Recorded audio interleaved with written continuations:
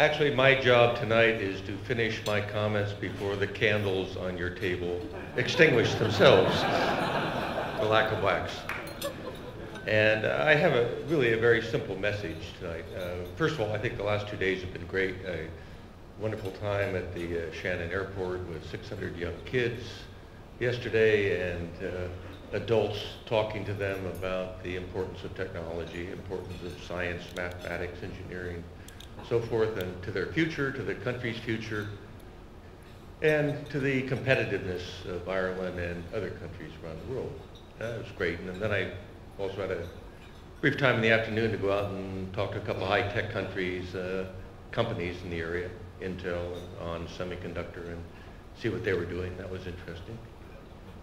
And then today we had our conference, which was not adults talking to children like it was yesterday, but adults talking to adults. And so my message to you tonight is really going to be very simple. Yesterday we had adults talking to kids, teenage kids, telling them what their future was going to be like, what they needed to do to be successful in their future, and how they should proceed with their life. And today we had adults talking to other adults saying, this is what we should do, so forth and so on. So what I'd like to do briefly tonight is just to compare those two messages and see how consistent they are. You know, what we talked to kids about was technology is moving faster than ever before. You could go back 50 years, and 50 years ago you didn't have satellites, you didn't have computers, you didn't have the internet, you didn't have Google, you didn't have Intel, you didn't have Cisco, you didn't have Microsoft, you didn't have any of the current really strong high-tech companies. And the things changed very rapidly. And as an example of change, we mentioned to those kids how fast market shares, successes of companies, and also successes of countries can change almost overnight. And the one classic example we always use when we talk to people about this and how you can win or gain market share during a technology transition, what happens in the cellular communication space. Anybody remember Motorola? 25 years ago, Motorola was the premier communication company in the world. They missed the analog to digital transition. A company called Nokia succeeded in digital communication space and became the #1 cell phone manufacturer in the world. Anybody remember Nokia? Nokia kind of missed another transition, which was the digital phone to the smartphone. And a company called Apple came along.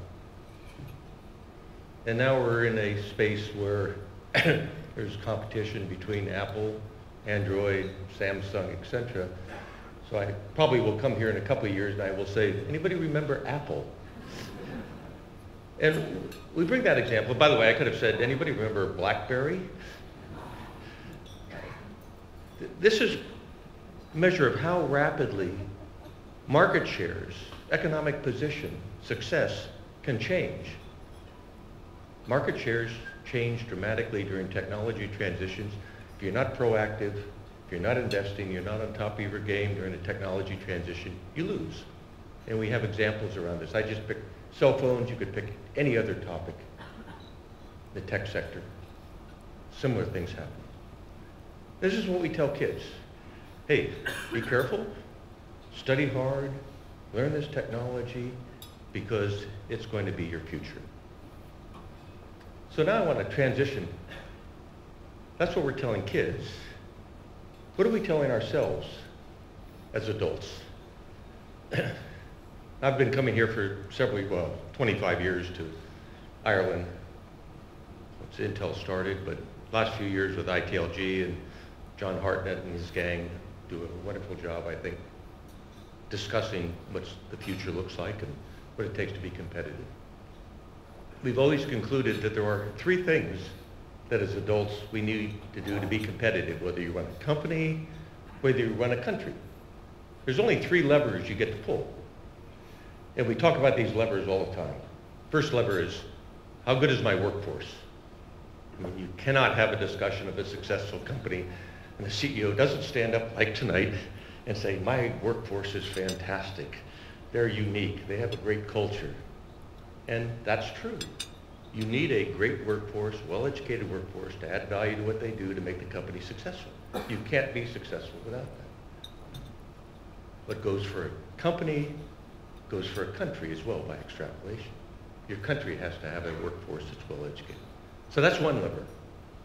And we've talked about that for many years here in Ireland. The second lever we talk about is you need smart ideas, innovation, creativity. You need to invest in research and development to be successful because that's what creates the seeds for new companies, new products, new services. Seeds of innovation. So you need to invest in R&D. And simple measure we always say is, okay, what fraction of your GDP, gross domestic product, goes back into R&D? Public sector, private sector. And there's kind of rules of thumb here. The European Union says ought to be 3% of GDP. For Ireland, that means roughly 200 billion. GDP means 6 billion of R&D if you're going to be competitive. If you look at countries like Israel or Finland, they spend more. They do better in the high-tech area than other countries. So there's kind of an extrapolation. The more you put in R&D, the more bright ideas you generate, better you do. So rather than 3%, maybe 4%, 5%. 5% for Ireland would be 10 billion euros or $10 billion a year, basically, into R&D. That's a lever you get to pull. You control that lever as a country, what you're going to do. The third lever is, how do you get smart people together with smart ideas and do something? So it's the environment, intellectual property protection, tax rates, rules and regulations, social attitude towards innovation, failures and successes. So it's the environment, the business environment you create. Those, ladies and gentlemen, are the only three levers anybody in the world gets to pull to compete. The Chinese, the Russians, the Koreans, the Japanese, US, Canada, Brazil, wherever you are, you only get three levers. Quality of your workforce, great education for your young people, the next generation, how much you collectively, public and private, are going to invest in R&D, spin off new ideas, and then what's the environment? How friendly is the environment for innovation? And whatever comes after those is so far in fourth place, it doesn't matter. So, yesterday, we adults are talking to kids at Shannon Airport, and we're saying exactly this. You kids got to realize science and technology, and engineering, mathematics is the key, the innovation of the future. Study hard, understand this stuff, use it to innovate, use it to get forward, move ahead. Pretty straightforward message to the kids. And by God, the kids were wonderful. Creative, articulate, bright, super. It was just a pleasure to be there and listen to them. But let's just step back a minute now and let's see what the adults are doing. The adults are telling the kids what to do, but what are the adults doing?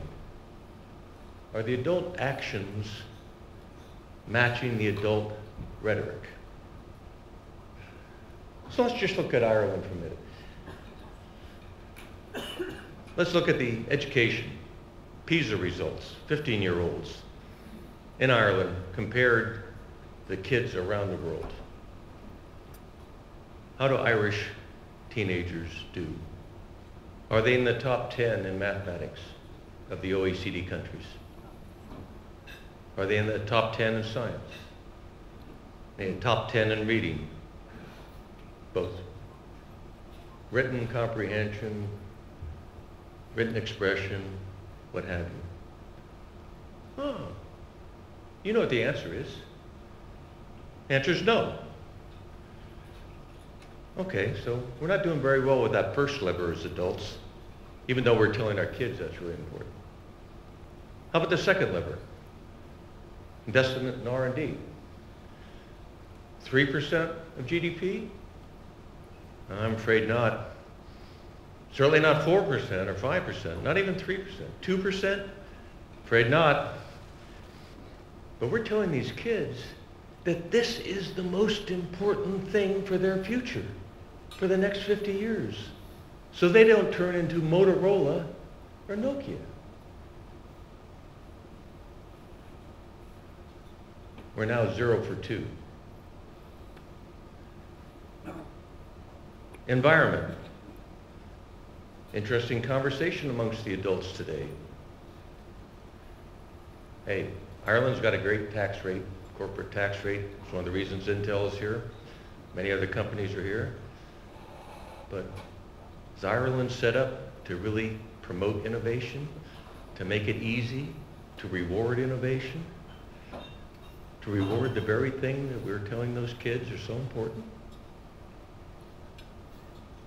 I'm not so sure that Ireland's doing as good a job as many other countries in that area. And by the way, the things we're talking about, the 3 levers, education, R&D, right environment, do you think the Russians aren't doing exactly the same thing? I co-chair the Russian exercise in this space. They're doing exactly the same thing. You think it's not the topic of conversation in the United States, the topic of conversation in Korea, China, India, Brazil? Everybody knows these 3 levers. So what we as adults are doing is we're talking about them. But my contention, ladies and gentlemen, is although we as the adults are talking about them, we're not really serious because we're not putting actions behind our talk. It's easy to tell the kids that this is important. It's a lot tougher to have the actions to show the kids that this is important. You know, and when we give these kids this lecture, those kids ought to turn around and look at us in the eye and say, I hear what you're saying. Are you doing what is necessary for me to succeed in this 21st century? Providing me with the best education. Not a little bit better than it used to be, but equivalent to what's happening in Shanghai, or Korea, or Singapore, or Finland, or wherever education is improving dramatically, Poland. Are you adults investing in R&D to make sure that the economy that I inherit will have the ideas for the future? Are you adults giving me the right environment to be successful? Are you giving me a level playing ground with the best in the world? So my message to you tonight is, it's great for us adults to talk about this stuff. We all understand what's important. We all look at each other and say, yeah, we should be doing this, we should be doing that. My comment to you is, are we putting our money behind our words? Are we doing what should be important? Are we giving the kids that level playing field to be successful with the best in the world? I think Ireland's been making some strong progress in this space, but my message to you tonight is, you got a long way to go. You can feel good about the progress you've made, but just recognize people around the world are making faster progress than you are, and some of them are operating substantially above where you are today. It's not easy. It takes public support. It takes political will to do this. I wanted to give you one very simple example. I used to work for this company called Intel. They have a small presence here in Shannon, they have a big presence up in Leaslip, $55 billion company. In the 2001 dot-com bubble burst, I was CEO at the time. I'm one of the proud few members of a club of CEOs who lost more market capitalization in their company almost overnight than the GDP of Ireland.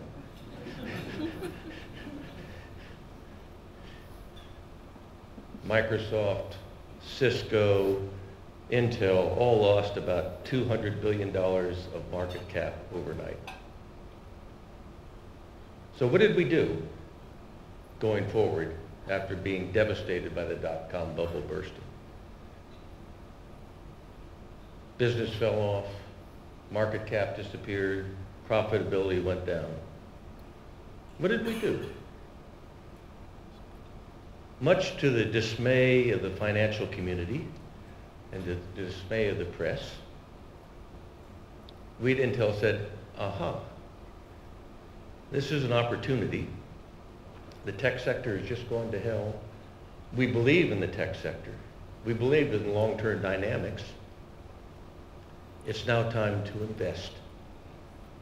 We increased our R&D investment and we increased our capital investment, and everybody said we were crazy. But we did it because we believed the future was Moore's Law.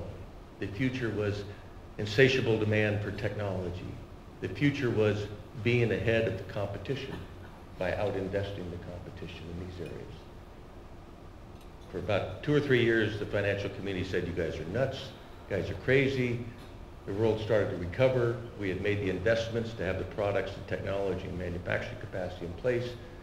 For exactly 30 microseconds one day, the financial community said, hey, we've been saying you guys were wrong, but you actually did the right thing.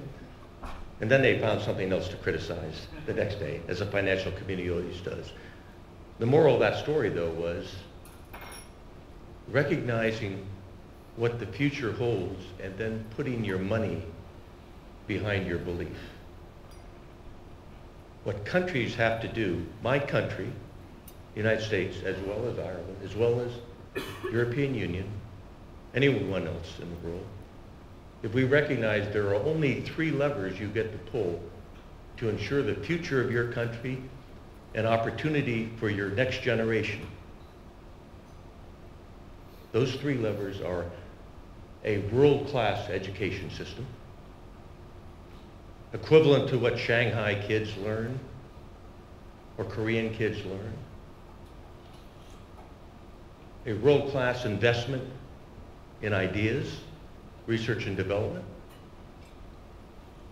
and then a world-class environment to make sure those bright kids have the opportunity with their bright ideas to do something. Unless we as adults ensure that, we're sentencing those kids to a second-rate future.